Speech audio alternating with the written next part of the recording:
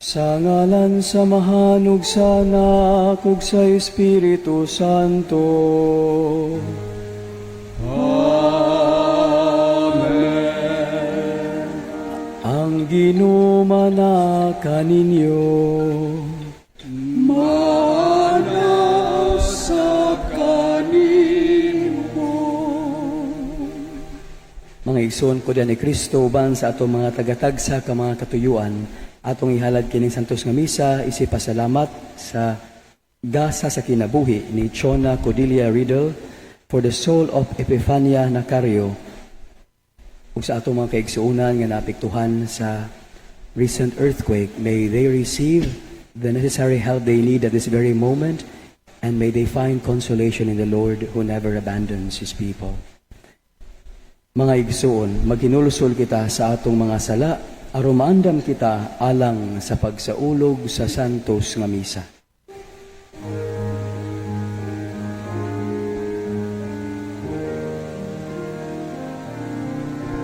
Kami nakasala kanimo,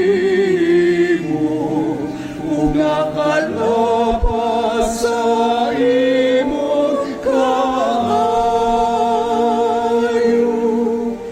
Ginoo, kaluy kami. Ginoo, kaluy kami. Pakita agugmao, kaluoy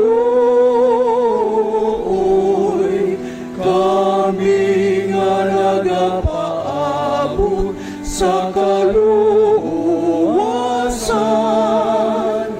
Kristo, kaluy kami. Kristo, kaluy kami.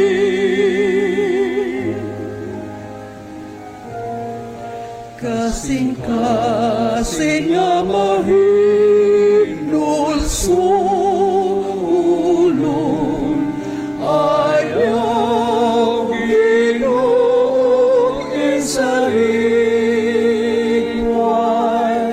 Ginoo, kaluy kami.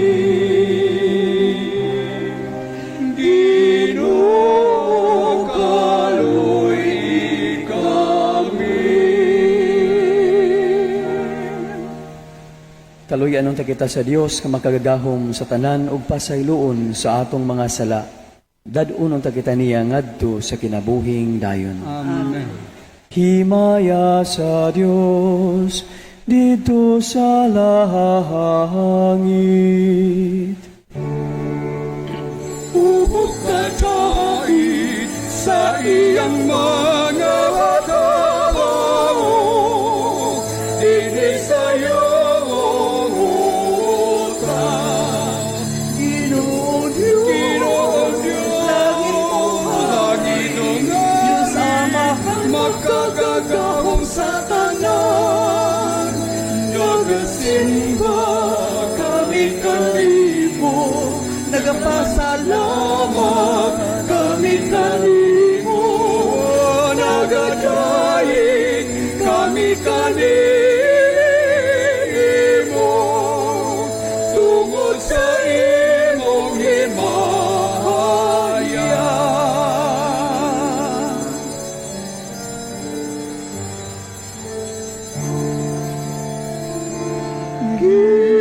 Ginoong Jesu Kristo, buktong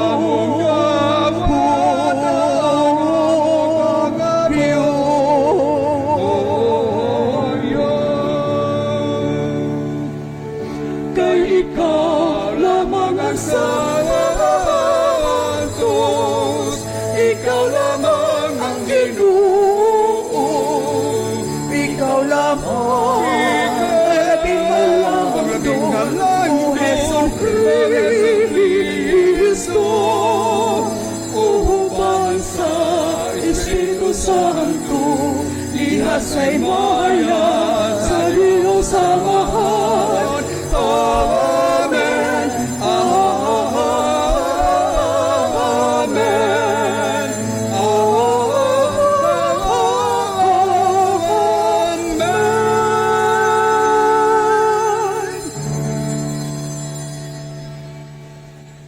Magampo kita.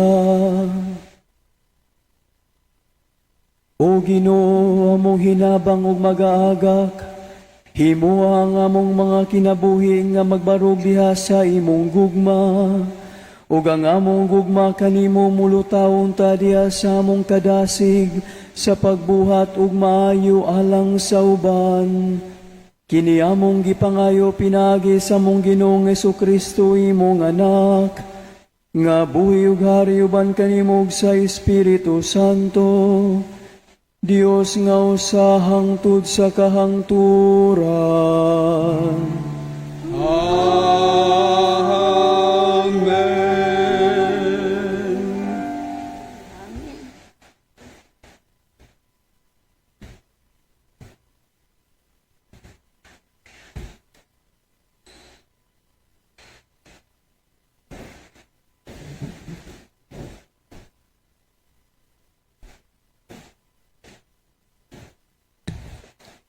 Kinutlogikan sa ikaduhang basahon sa mga hari. Miadto si Naaman sa suba sa Hordan ug mitunlob siya makapito, sumala sa gisulti kaniya sa propeta sa Dios. Ug nahiuli ang iyang pamanit sama sa panit sa usa ka bata. Unya si Naaman ug ang iyang mga kauban mibalik ngadto sa propeta sa Dios ug miingon, karon nasayod na ako nga walay laing Dios sa tibuok kalibutan gawas sa Dios sa Israel. Busa, dawata kininggasa ko kanimo. Apan mitubag si Eliseo, ingon nga buhi ang Ginoo nga akong gialagaran, dili gayud ako mudawat bisag unsa. Nabugos si Naaman kang Eliseo nga dawaton niya ang gasa. Apan midumili si Eliseo. Unya si Naaman miingon, kun dili mahimo, naghangyo ako kanimo nga hatagan mo ako giyuta nga madala sa duha ka mula, kay sukad karon dili na ako muhalad ug halad nga sunugon ni muhalad ug mga mananap ngadto sa laing mga Dios. Ang pulong sa Ginoo. Salamat sa Diyos.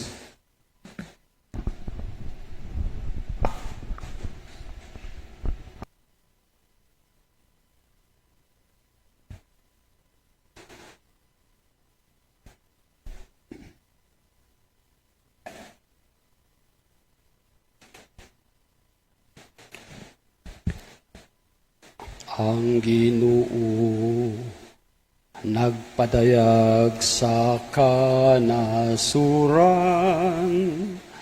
sayang makaluluwas nga gahom. Ang Ginoo sa kanasuran,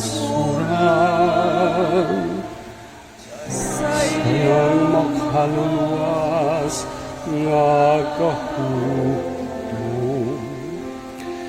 Awiti ang Ginoo ug bagong awit, kay naghimo siya ug katingalahang mga buhat. Ang iyang tungkamot, ang iyang balang bukton, nakakabutok kadaugan alang kaniya. Ang Ginoo nagpadayag sa kanasuran, Sayang makaluwas nga gahom. Ang Ginoo nagpahibalo sayang kaluwasan, sa tubangan sa kanasuran iyang gipadayag ang iyang katarong. Nahinumdum siya sayang kaluoy, ug sa iyang kamatinudanon alang sa balay ni Israel. ang Ginoo nagpadayag sa kanasuran, sa iyang Makaluluwas nga gahom. Ang tanang kautlanan sa yuta nakakita sa kaluwasan nga gimo sa atong Ginoo. Awiting nga malipayon ang Ginoo kamong tanang kayutaan. Singgit kamo sa pag-awit, awitang pagdayin. ang Ginoo nagpadayag sa kanasuran, sa iyang makaluwas nga gahom.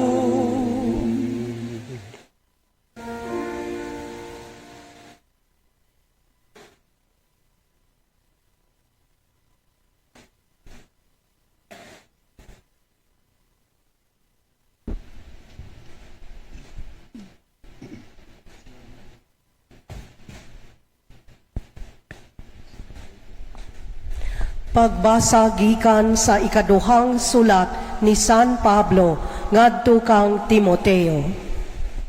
Hinumdumi si Hesukristo nga gibanhaw, nga kaliwat ni David, sumala sa maayong balita nga akong giwali.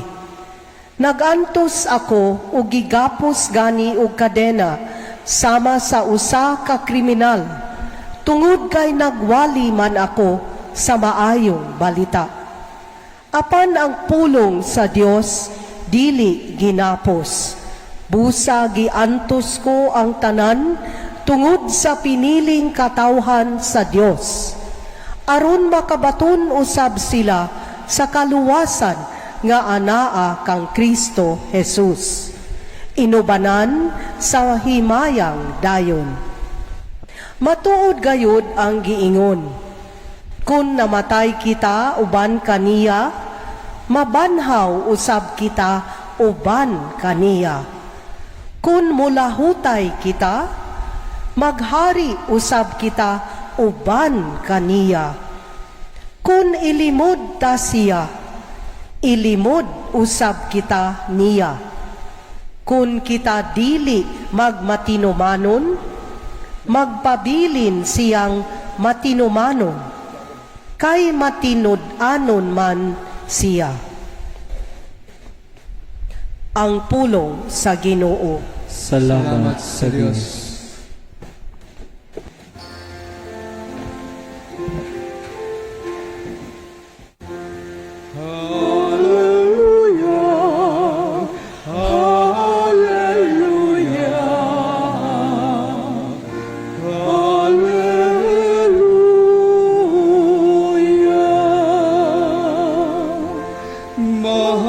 Sugo mo, tanang adlaw gihandong ko.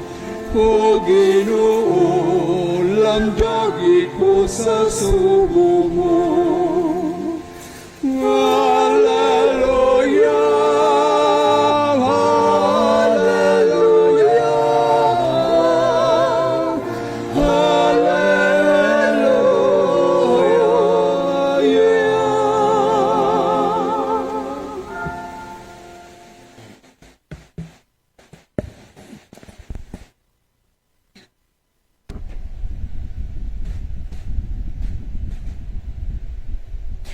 Ang Ginoo maanaa kaninyo. Manausab kanimo. Ang pagbasa gikan sa Ebanghelyo sumala ni San Lucas. Liyaw ikaw o Ginoo.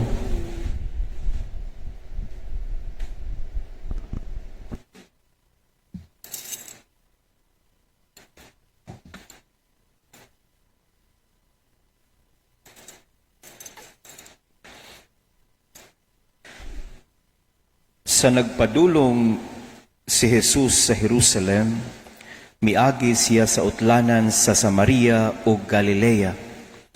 Samtang nagpaingon siya sa usa ka balangay, gisugat siya og napulo ka sanglahon. Nagpaantaw sila og naninggit. Jesus, magtutudlo, kaluyi intawon kami. Nakakita kanila si Jesus ug miingon, lakaw ug pahiling kamo sa mga pari. Samtang diha pa sila sa dalan, nangaayo sila. Ang usa kanila, pagtan-aw nga naayo na siya, mibalik ug nagdaig sa Dios sa kusog nga tingog. Mihapa siya sa tiilan Jesus ug nagpasalamat kaniya. Ang maong tao, Samarianhon. Unya miingon si Jesus, dili ba napulo man ka tao ang nangaayo? Hain man ang siyam. Ngano man nga kining dumuduong, maura may mibalik aron pagpasalamat. Ug miingon kaniya si Jesus, tindog ug lakaw, ang imong pagtuo maoy nakaayo kanimo. Mga igsuon, ang Ebanghelyo sa Ginoo. Daigon ikaw o Kristo.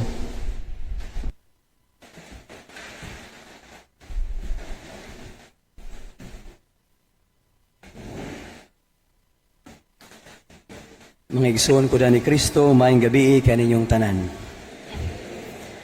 Pipila ka oras ang milabay sa nangandam pa ko og wali karong gabi una, nagtuog yun ko nga ang misa English, Mass. So tugutin lang ko nga akong paningkamutan nga sa gulag Bisaya, pero ako lang basahon akong gisuwat, ha? Mananghid ko daan. Our liturgical readings this Sunday remind us of the power of gratitude in our lives. Ang pagkamapasalamaton ngadto sa Dios labaw sa tanan ug sa atong isig katao. This virtue enables us to move forward on the journey with a sense of purpose and joy. It motivates us to cooperate with God, who has always been good to us. In our first reading from the second book of Kings, we encounter Naaman, a mighty army commander afflicted with leprosy, whose life was transformed after he humbly obeyed the instructions of the prophet Elisha. After immersing himself 7 times in the Jordan, he could have been overwhelmed by the healing power of the water and just continued with his journey. But he returned to the prophet to acknowledge the one and true God who has been merciful to him, and to offer his gift as a sign of gratitude. In our second reading from the second letter of Paul to Timothy, we perceive the conviction of St. Paul to proclaim the word of God amid persecution. Paul showed his gratitude to the Lord who saved him from the darkness of sin by choosing to be faithful to God and His divine will, even to the last consequences. So sa duha ka pagbasa ato nang babantayan nga ang tao nga mapasalamaton di siya passive. A person who is grateful is always moved by the Holy Spirit to cooperate with God's grace, to do something for other people, and above all, to glorify God.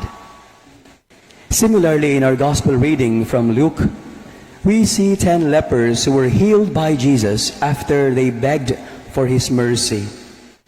Yet out of 10, only one returned to Jesus and gave thanks.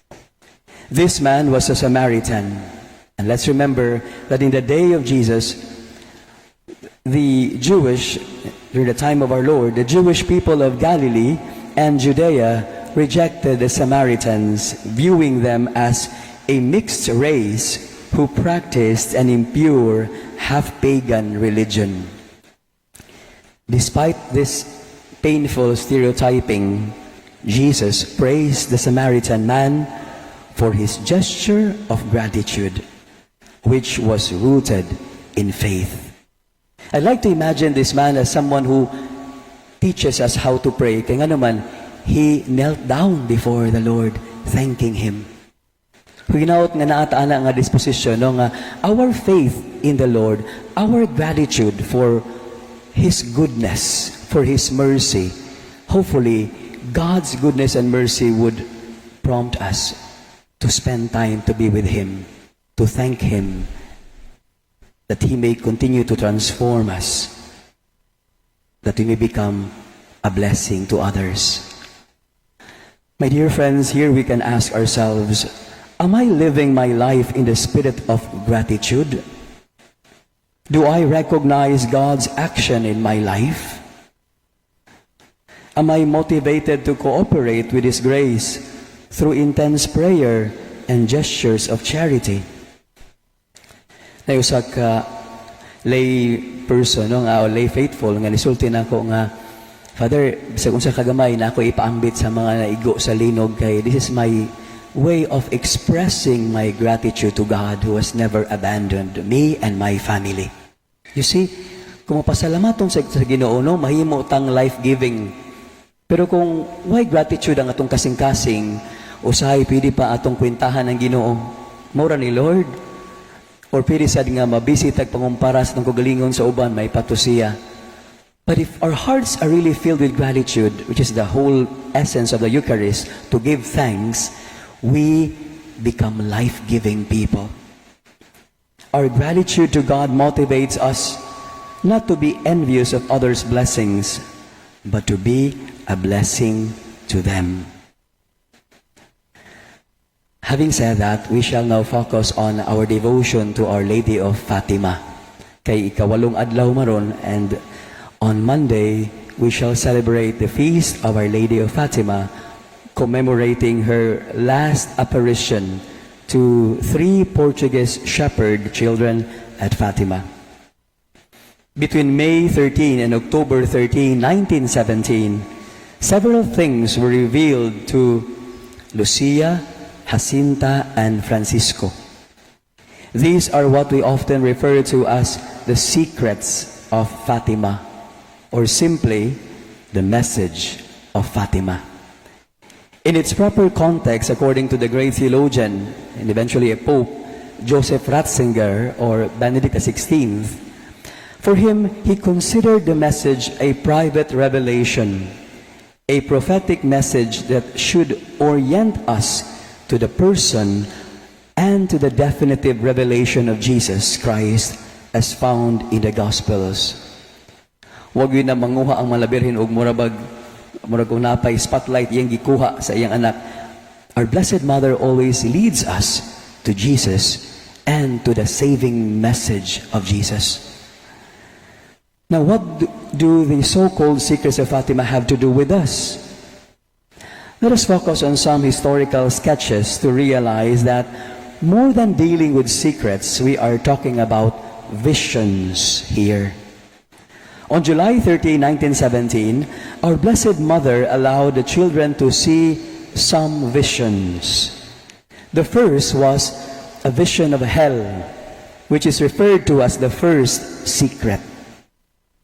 After that vision, Our Lady told the children about the devotion and consecration to her Immaculate Heart, which is a refuge for those who seek God with a sincere heart. This is referred to as the second secret. Another vision followed, which was kept secret until 1960. The 3 children saw a man dressed in white who appeared to be a pope killed by a group of soldiers who fired bullets and arrows at him. It is said that this secret part of the message of Fatima was unknown to Saint Pope John Paul II until after his assassination attempt on the 13th of May, 1981. Again, what do these private revelations have to do with us, or visions? Allow me to underline these three words: conversion, consecration, and purification. First, we focus on the word conversion. Biographers of the three children say that after the vision of hell, the three children took seriously the request of Our Lady for penance, so that sinners may be converted. And so they prayed much. They prayed the Holy Rosary sincerely and offered sacrifices for sinners. Sa ilang kabata, mag-offer na sila mga penitensya. Their goal was to enter heaven with the community, which has to be our goal too. Like the three children at Fatima, may we invoke God, my dear friends, not only in the midst of natural calamities, but every day of our lives. It's moving na magtanaw tag mga video clips karon nga inigsugod sa linog across the Philippines ang sangpiton sa kadaghanan. Lord, Ginoo, pray naot nga makainumdum ta sa Ginoo di lang panahon sa linog. Every day of our lives, the call to ongoing conversion is there. Mabito ng part sa mensahe sa Mahal na Birhen nga mangumpisal kita.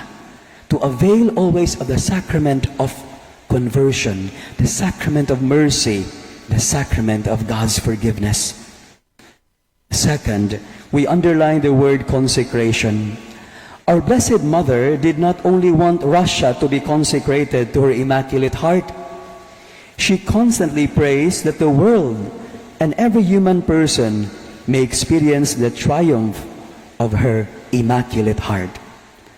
A heart that beats in sync with the Sacred Heart of Jesus. Let's remember, my dear friends, that in baptism, we have already been consecrated to God. Kitang tanan, di lang mga pari o mga reliyoso-reliyosa. All of us have been consecrated to God. Now it is up to us to renew our consecration, which essentially leads to mission. May we be willing to help those who have been severely affected by the recent earthquakes across the country. Through our gestures of charity to others, we radiate the beauty of our consecration to God. Third, we are called to purification. At the start of the 20th century, even before the assassination attempt of St. John Paul II, many bishops, priests, religious, and lay faithful shed their blood for the sake of the gospel. Today, the Catholic Church continues to experience persecution in different parts of the world. Recently, denounced ng nahitabo sa Nigeria nga systematic na pagpatay sa mga Kristiyanos. However, this should not lead us to despair. One overriding theme at Fatima that is worth noting is the triumph of God. In our pilgrimage through life, my dear brothers and sisters, as disciples of Jesus, we should not be afraid to carry the cross, to undergo the process of pruning or purification that would make us bear fruit, that would sanctify us. Persecutions and every crisis we face ought to bring out the best in us, not the worst in us. If God continues to triumph in our lives, there is always hope. As we end this reflection, as we prepare to receive our Lord in the Holy Eucharist, we turn to Mary, our Mother. Through her intercession, may we live our lives in the spirit of gratitude, and may our gratitude enable us to embrace conversion, consecration, and purification. Amen.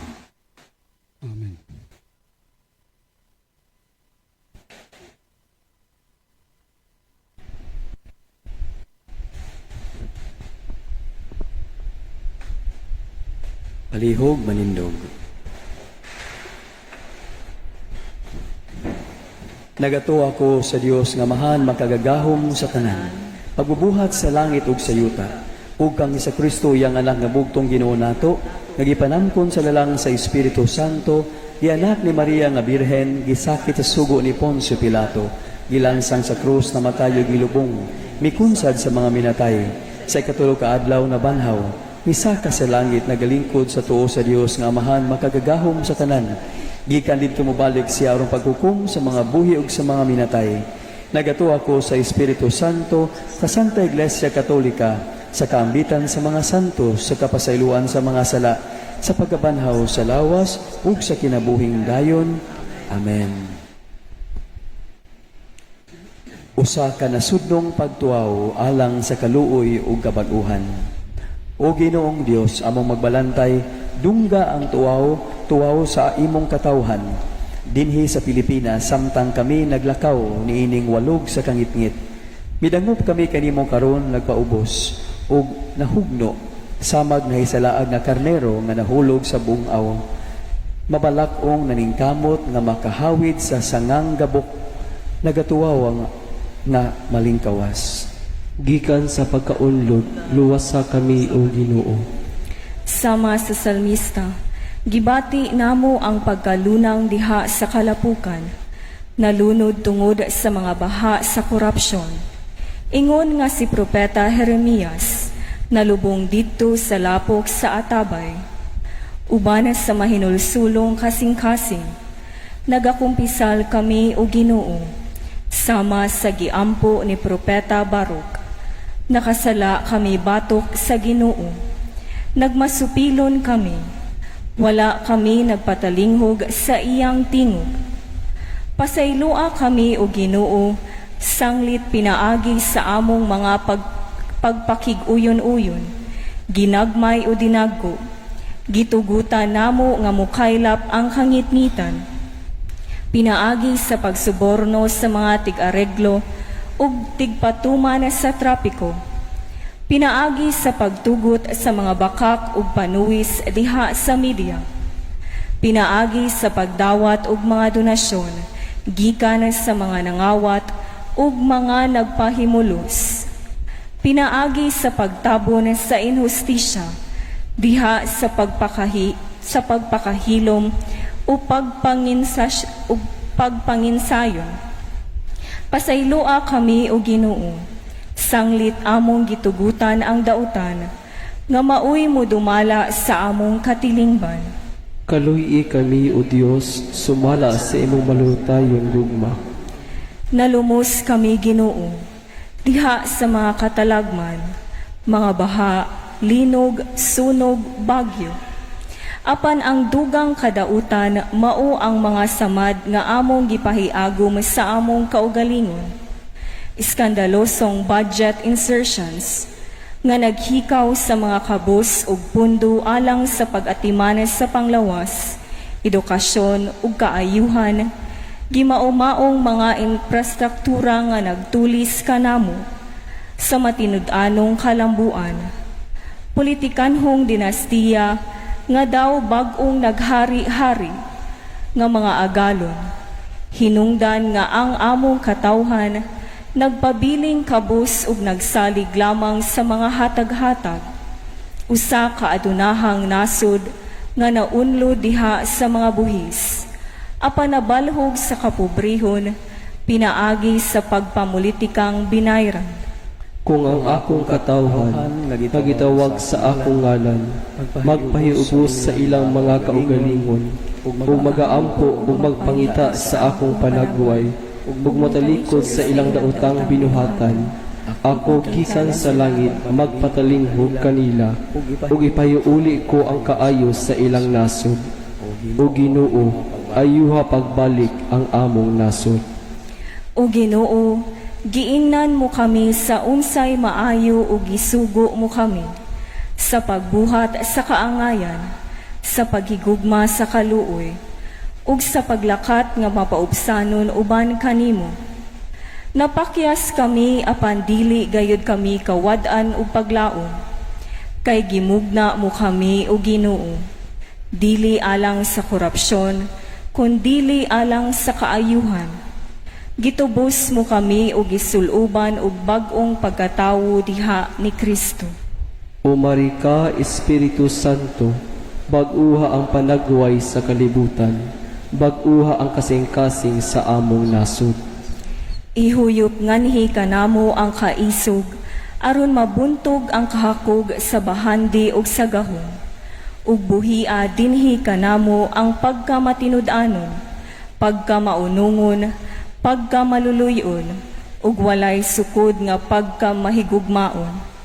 Itugot nga ang paglungtad sa mga mahuyang, dili lamang sa mga malig-on, mahimong timaan sa among pagkatawhanon. Gamhan mo kami sa pagtukod ug usa ka nasud nga Pilipinhon. Diin mo patigbabaw ang kamatuuran, kaangayan ug kamapauanguron. Ginoo, kaluhi kami. Kristo, luwasa kami. Espiritu, bag-uha kami. Pinaagi sa pangalian ni Maria, mahal nga Birhen sa Santo Rosario. Among gisalig ang among pinalangga nga nasud, nga na sa imong mga kamot. Amen.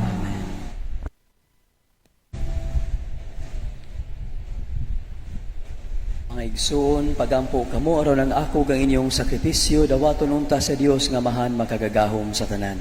Dawaton sa Ginoo ang sakripisyo gikan sa imong mga kamot, alang sa pagdayeg ug paghimaya sa iyang ngalan, alang usab sa atong kapuslanan ug sa tibok niyang santos nga simbahan. O Ginoo, dawata nga among mga pagampo ug gasa nga among gihala diha sa pagtuo ug paghigugma. Ug himuang nga kining Eukaristiya, magdala ka namo nganha sa imong himaya.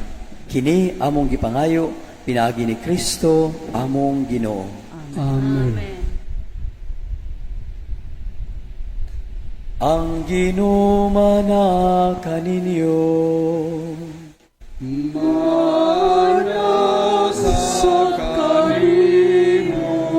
Hibayaw ang inyong mga kasing-kasing.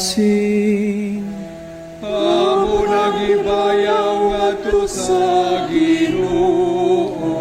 Magpasalamat kita sa Ginoo nga atong Dios. Angay ug matarong. Santos nga mahan Dios nga tunhay makagagahom sa tanan, angay ug matarong gayud, nga magpasalamat kami kanimo, kanunay ug sa tanang dapit. Pinaagi ni Hesukristo among Ginoo. Kay siya tungod kay naluoy sa kasaypanan sa katawhan, nagpakatako sa pagpakatao gikan ni Maria nga Birhen. Nagpasakit siya sa krus ug iluwas kami niya gikan sa kamatayon nga dayon. Ug sa iyang pagkabanhaw mihatag siya kanamo sa kinabuhing walay katapusan, uban kanimo hangtod sa kahangturan. Ug busa uban sa mga anghel ug mga santo sa langit, nagasangyaw kami sa imong himaya, duyog silang walay hunong nga pag-awit.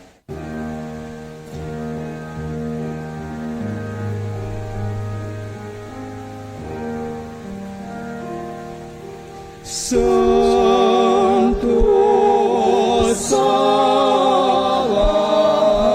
Sanctus,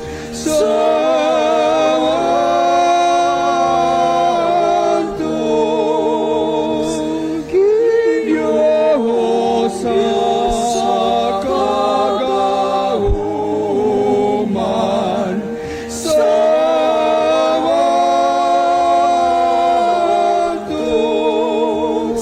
puno ang langit, tugyuta sa imong himayan.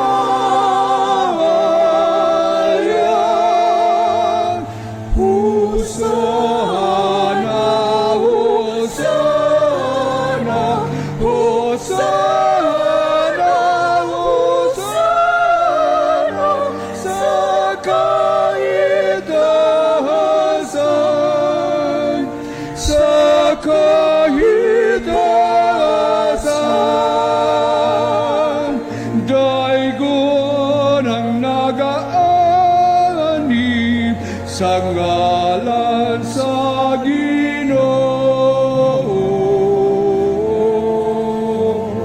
Hosana, Hosanna, Hosanna, Hosanna, Hosanna sa kaitaasan, sa kaitaasan.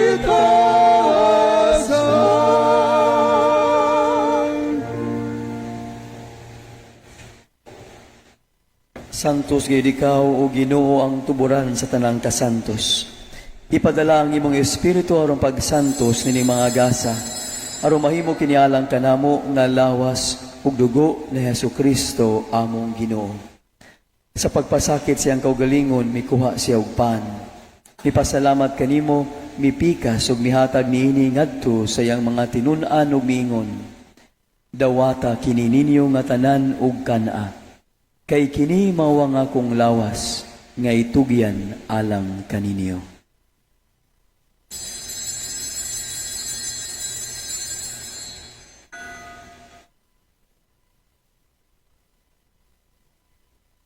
Sa samang paagi tapos ang panihapon mikuha siya sa kalis. Mipasalamat kanimo pag-usab.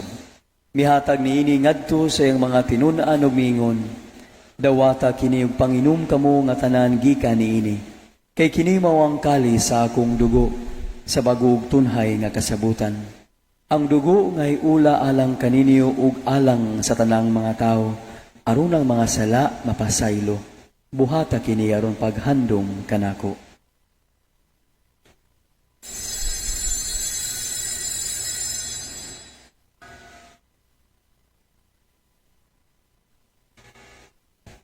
Kini ang misteryo sa pagtuo.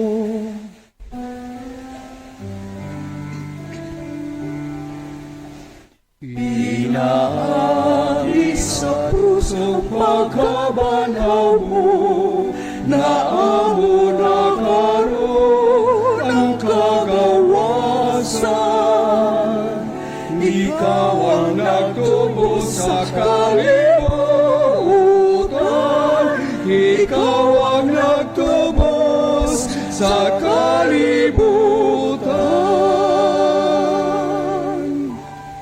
Aron paghandom sa kamatayon o pagkabanhaw ni Hesukristo, nagahalad kami kanimo amahan nining pan sa kinabuhi ug kalis sa kaluwasan. Nagapasalamat kami kanimo tungod kay imo kaming giisip nga ngayan nga moatubang ug moalagad kanimo. Himo nga kami nga mga lawat sa lawas ug dugo ni Kristo magkahiusa diha sa Espiritu Santo.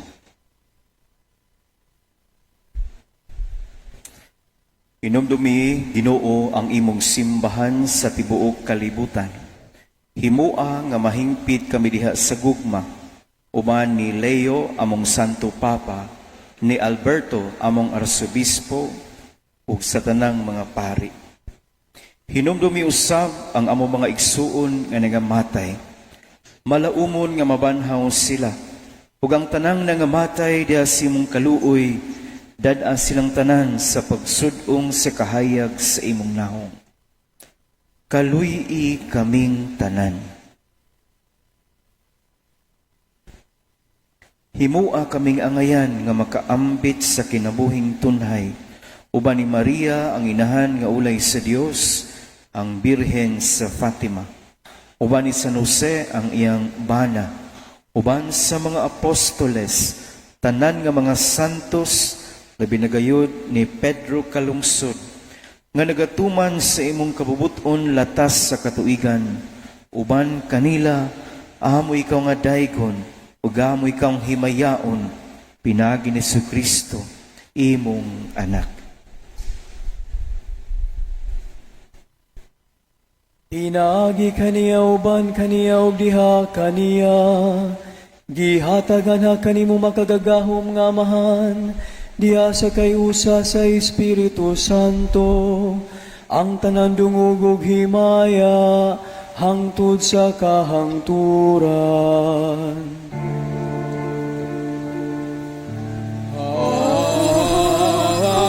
Amen, amen, amen.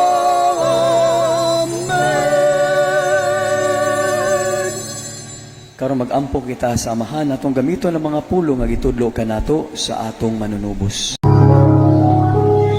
Amahan na mo nga anak ka sa mga langit. Pagdaygo ng imong ngalan, muabot ka na mo ang imong gingharian. Matuman ang imong pagbot, dinhi sa yuta maingon sa langit. Ang kalano na mo sa matag adlaw, ihatag ka na mo karong adlawa. Upasayloa kami sa mong mga sala, maingon nga nagapasaylo kami sa mga nakasala ka na mo. Ug dili mo kami tugyan sa panulay, hinunualuwas sa kami sa dautan. Mangayo kami kanimo, Ginoo, nga imo kaming luwason sa tanang dautan. Hatagi kami sa kalinaw nining panahuna, aron tinabangan sa imong kaluoy. Mahalikay kami kanunay sa sala, ug mahilayo sa tanang kasamok, samtang nagapaabot kami nga malaumon sa pagbalik ni Hesukristo among manunubos. Kay imo man ang ginharian, ahang kahumog ang himayan. Hangtod sa wakangturan,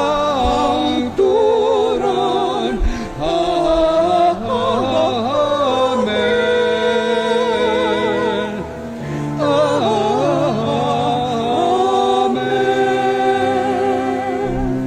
Ginoong Hesukristo, nagingon ka sa imong mga apostoles, ang kalinaw ibilin ko kaninyo, ang akong kalinaw ihatag ko kaninyo. Ayaw tanawang among mga sala, kundi ang pagsalig sa imong simbahan.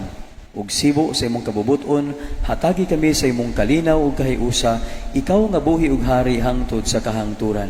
Amen. Ang kalinaw sa Ginoo sa kanunay manaa kaninyo.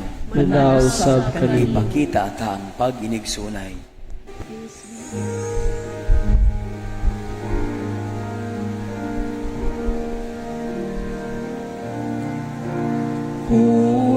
Cordero sa Diyos, nga nagawakan sa sala sa kalibutan,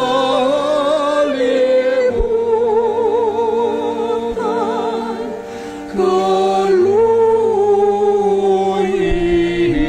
kami.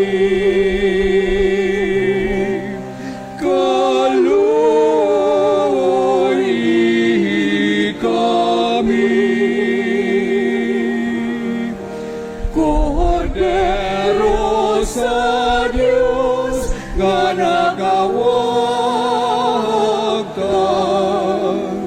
sa sala sa kalibutan, kaluoy kami.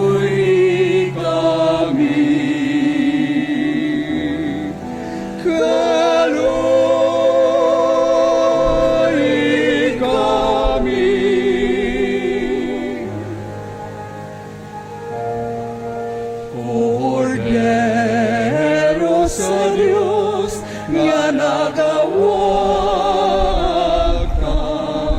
sa sala sa kalibutan, kaluoy kami. Hatagi kami sa kalinaw.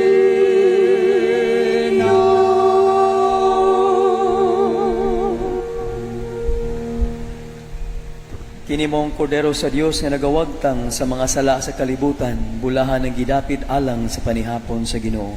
Ginoo, dili ako angay nga mokalawat kanimo, apan ipamulong lamang ug mamaayo ako.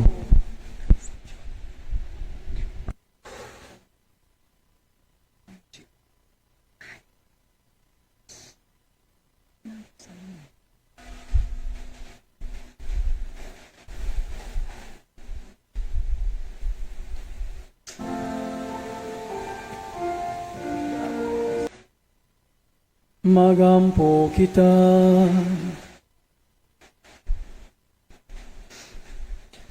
O amahan nga gamhanan, ang lawas ug dugo sa imong anak maghimo unta nga makaambit kami sa iyang Dios nung kinabuhi. Kini among gipangayo pinagi ni Kristo among Ginoo.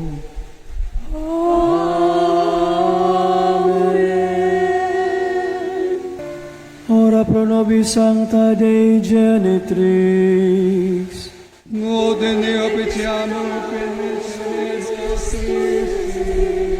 Oremus. Omnipotens sempiterne Deus, qui gloriosi Virginis Matris Mariae corpus et animam, ut dignum Filii Tui habitaculum efficimere retur, Spiritus Sancto cooperante preparasti, daut cuius commemoratione letamur, eius pie intercessione ab instantibus malis, et a morte perpetua liberemur, per iundem Christum Dominum nostrum. Amen. Divinum auxilium maniat semper nobiscum.